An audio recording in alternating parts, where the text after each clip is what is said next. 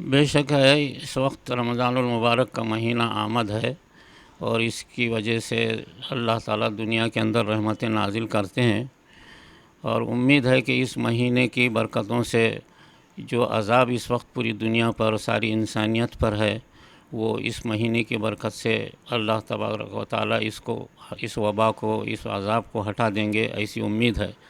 صرف ہمیں جو ہے اس بات کا خیال رکھنا چاہیے کہ کہیں رمضان کے مہینے کی وجہ سے ہم ان قانون کے اندر کوئی گڑبڑ پیدا نہ کریں جو حکومت کی طرف سے آئی ہوئی ہیں، جیسے ہر شخص کا ماسک کا باندھنا ہے، اسی طریقے سے 4-5 آدمیوں سے زیادہ ایک جگہ جمع نہ ہونا، اسی طریقے سے اپنے ہاتھ کی اور چہرے کی ساری صفائی رکھنا، یہ حکومت کی طرف سے پابندیاں ہیں۔ اس پابندیوں کو ہمیں ذرہ برابر بھی جو تبدیلی لانے کی کوشش نہیں کرنا چاہیے اس رمضان کی وجہ سے۔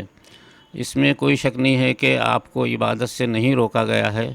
مسجدوں میں حسب معمول اذان اور اسی طریقے سے سنتوں کا پڑھنا، اسی طریقے سے مسجدوں کی صفائی، اور مسجدوں میں 4-5 آدمی جو متعین ہیں وہ نماز پڑھ لیا کریں اذان دے کر کے، اور اسی طریقے سے نماز کے بعد جو سنتیں پڑھی جاتی ہیں وہ بھی پڑھے اور دعا کر کے چلے جائیں۔ جو نمازوں کا جو معمول ہمیشہ ہمارے پاس اب اس وقت اس لاک ڈاؤن کی صورت میں چل رہا ہے، بس اس کو جاری رکھیں۔ اور اب رمضان کا مہینہ ہے، چونکہ تراویح ہے، اس وجہ سے جس طریقے سے فرض نمازیں پڑھی جا رہی ہیں اسی طریقے سے تراویح بھی گھروں میں پڑھی جائے، اور اس میں اس کا خیال رکھا جائے کہ کہیں زیادہ ہجوم نہ ہو، اور صفائی کا جو ہے اس کے اندر کوئی تبدیلی واقع نہ ہو، اس کا اس میں خیال رکھا جائے۔ سنتوں کی پابندی اور اسی طریقے سے اصول کی پابندی کرنا بہت ضروری ہے۔ اس طریقے سے ہم رمضان المبارک کا خیال رکھیں۔ اگر کوئی گھروں کے اندر قرآن کریم ختم کرتا ہے تراویح میں، اور اس میں گھروں کی مرد اور عورتیں پڑھ لیتی ہیں تراویح، تو اس میں کوئی حرج نہیں ہے، وہ کر سکتی ہیں۔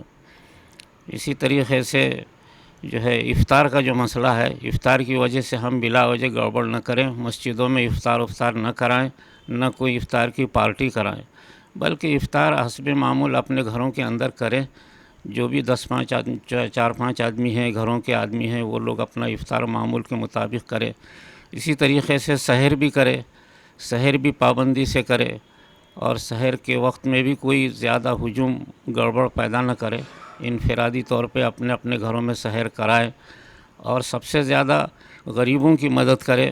سحر میں، افطار میں، رمضان کے اندر غریب جو پریشان ہیں، مزدور جو پریشان ہیں، جو کام کرنے والے پریشان ہیں، جن کے گھروں میں چولہا نہیں جل رہا، رمضان کی برکتوں سے ہمیں ان کی مدد کرنا چاہیے، اور ان کے خیال رکھنا چاہیے کہ ہمارے پاس جو کچھ کھانا ہے ان کے پاس بھی پہنچ جائے۔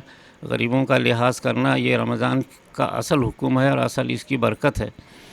اس طریقے سے عبادتوں کا پورا خیال رکھے۔ راتوں میں انفرادی طور پہ تہجد کا پڑھنا یا دیگر نفل نمازوں کا پڑھنا دن میں انفرادی، یہ سب کچھ یہ برکتوں کے نزول کا ذریعہ ہے۔ اس طریقے سے اگر ہم رمضان المبارک گزاریں، اور آخری جو ایام آئیں گے آخری عشروں میں بھی ہمارے پاس عبادتیں گھروں کے اندر زیادہ ہونا چاہیے۔ گھروں کی عبادتیں مسجدوں کی عبادتوں کے برابر ہی ثواب ہے، اس میں کسی قسم کا کوئی ثواب کم ہونے والا نہیں۔ اللہ تبارک و تعالیٰ کہ اس حالت کے اندر جس میں ہم سارے انسانیت کا خیال کر رہے ہیں، اس کی وجہ سے اللہ تعالیٰ ہماری ساری عبادتوں کو انفرادی طور پر سب کچھ قبول کر لے گا۔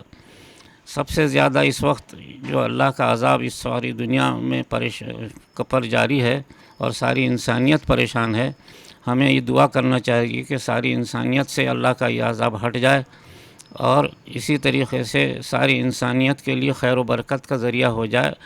رمضان المبارک سے اس کا ہمیں فائدہ اٹھانا چاہیے۔ بس یہ چند باتیں ہیں جو اس کا لحاظ رکھا جائے۔ مسجدوں میں جو نماز پڑھی جاتی ہے، مسجدوں میں صفائی رکھی جائے۔ صفائی کا مطلب یہ نہیں ہے کہ مسجدوں سے صفوں کو ہٹایا جائے اور فرش پر نماز پڑھی جائے، بلکہ اگر پتلی چادریں بچھا کر کے نماز پڑھی جاتی ہے تو پڑھ سکتے ہیں، اس میں آپ کو کوئی منع نہیں ہے۔ صرف اس کا لحاظ رکھا جائے کہ جس پر آج ہماری ساری حکومتیں دنیا کی سختی کر رہی ہیں کہ ماسک بغیر لگائے جو ہے دن میں ہو یا رات میں کہیں بھی جانا آنا ہو تو ماسک کا استعمال ہر وقت ہر لمحہ رکھیں۔ دوسری چیز صفائی، اپنے ہاتھوں کی صفائی، اپنے چہروں کی صفائی، اس کا خیال رکھیں۔ اور اسی طریقے سے 5 آدمیوں سے زیادہ کہیں ایک جگہ جمع نہ ہوں۔ بس یہ 3 چیزوں کا سختی سے خیال رکھنا ساری دنیا کی حکومتوں کا کہنا ہے، اور خصوصاً ہماری حکومت جو کچھ اس معاملے کے اندر بڑی تیزی سے اقدامات کر رہی ہے، اور دنیا کے تمام ممالک میں ہندوستان کے اندر اللہ تبارک و تعالیٰ نے اس بیماری کو کم کرنے کے آثار پیدا کر دیے ہیں۔ اس میں ہماری حکومت بڑی تیزی سے خدمت کر رہی ہے، اور خصوصاً پولیس اور ڈاکٹر، نرسز اور صفائی کا عملہ جو کچھ بھی اس معاملے میں خدمت کر رہا ہے، اپنی جان جوکھوں میں ڈال کر کے خدمت کر رہے ہیں، ان کا ہمیں ہر وقت لحاظ رکھنا چاہیے۔ ڈاکٹروں کا، نرسوں کا، پولیس والوں کا، جو ہمارے محلے میں ہم کو مارنے کے لیے نہیں آ رہے وہ، بلکہ ہماری نگرانی کرنے کے لیے، ہماری خدمت کرنے کے لیے آ رہے، ان کا لحاظ رکھنا چاہیے، ان کا احترام کرنا چاہیے، ان کی باتوں پر پوری طریقے سے عمل کرنا چاہیے۔ تمام پولیس والے، تمام ڈاکٹرز، نرسز، میڈیکل کا عملہ، اسی طریقے سے میڈیکل کے دکان والے، خصوصاً صفائی کرنے والا عملہ جو آج پورے شہر میں گلی گلی پھر رہا ہے، یہ ہماری خدمت کر رہے ہیں، ان کا پورا لحاظ رکھا جائے۔ اور اسی طریقے سے غریبوں کا خاص طور سے رمضان المبارک میں لحاظ رکھا جائے، غریبوں تک کھانا، پانی اور بہت ساری چیزیں ضروریات کی پہنچاتے رہیں۔